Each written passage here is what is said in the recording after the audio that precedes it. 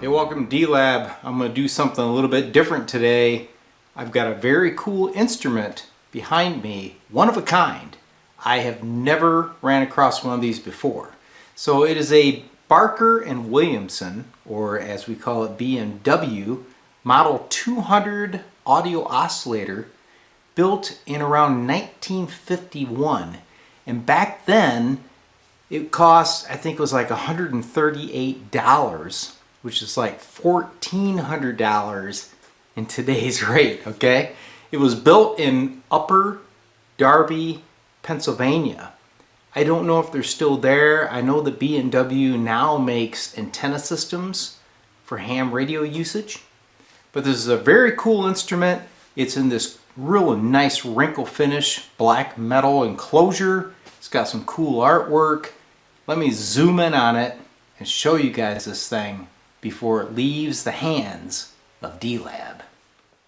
So first, let's sweep the front panel of the Model 200 audio oscillator. You can see it's in perfect condition. This vernier drive is nice and smooth. Frequency coverage is 30 cycles to 30,000 CPS is what they called it back in the day. The output here is a 500 ohm center tap type, okay? I'm not sure what they're using this to drive, but that's kind of an odd value, but still usable for guitar amp type repair. Here is your output level. There's no attenuator switch, so they relied on the single output level to give you your 0 to full output, which I'm not sure what that is at this point. Here is your frequency multiplier switch. So times 1, the scale's direct, times 10, times 100, etc. Alright, let's take a look around back. Here she is. I do not see any signs of past maintenance on this audio oscillator. So it's got 4 tubes. You got your 6x5 rectifier, filter cap there, power transformer. This would be your, I would call it a VFO assembly. Okay, so there's probably a variable capacitor in there. They got a 120 volt light bulb here for some type of maybe current limiting. I'm not sure. 2 6SN7 tubes. I'm guessing that they are operating a push-pull audio output type circuit. Another filter cap. And then we have a 6SJ7, which I believe is the oscillator. And this is the output transformer. So these leads swing over here to the 500 ohm center tap output. The chassis super clean, no corrosion. This thing's a real jewel. Let's look underside. Bottom side of the Model 200 BMW audio oscillator. You can see they use some really high quality, they appear to be a wire wound resistor. Got some old wax caps that I'm going to change immediately. Here's an electrolytic. And we have 2 of the can filter types here and there. They have a board here made of fiberglass with some power resistors on the back side.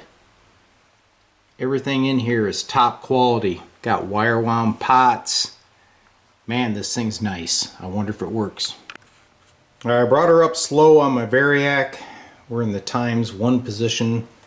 Got a scope connected across the 500 ohm output. Use some caps to get access to those terminals. Here we go. Look at there. Unbelievable. Try the frequency adjust. Yep. Excellent. Let's go to ×10. Man. 1951, guys. Look at there. Here's my amplitude. Yeah. Nice and smooth. This is unbelievable. Here is ×100. Turn my intensity down a little bit. Look at that. Sine wave looks great. Unbelievable. Alright, I don't want to leave it on too long because I have not changed the caps. I'm going to go in here and pull out all those paper caps. I have an electrolytic for that guy right there, and we'll retest. Well, at this time, I do not have these two main filter caps. They're 4-section 20 microfarad at 450 volt. Okay, so I do have this cap. We got a 0.5 microfarad here, a pair of 0.1s, and a pair of 002s. So I'm going to get those swapped out, see if that changes the performance at all. I doubt it. I'm still amazed that this thing is operating. Well, there's all the new caps installed. No more waxers in this guy. Time to retest. Power back up with the new caps installed. There's our output on the scope on ×1. There's ×10. Sine wave looks nice. And then we have ×100. Oops. There we are. She looks great. And remember, at this point, I've only changed out those wax caps. The original filter caps are still installed. Alright guys, well there's a real piece of history for you. An old B&W Model 200 from 1951, still operating. Yeah, it could probably use some new filter caps, but I am not going to invest $100 into those two caps and then sit on this thing. So here's the deal. You want it? That's cool. But you're going to pay for those caps, and then you're going to pay the selling price. So contact me if you're interested. Otherwise, you will see this soon on reverb.com for sale from D-Lab Electronics. See you.